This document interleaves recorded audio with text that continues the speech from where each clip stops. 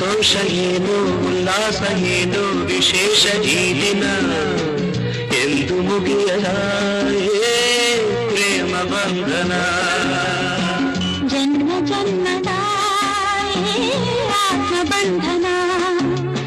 ಏನೋ ಸಂತೋಷ ಏನೋ ಉಲ್ಲಾಸ ಏನೋ ವಿಶೇಷ ಈ ದಿನ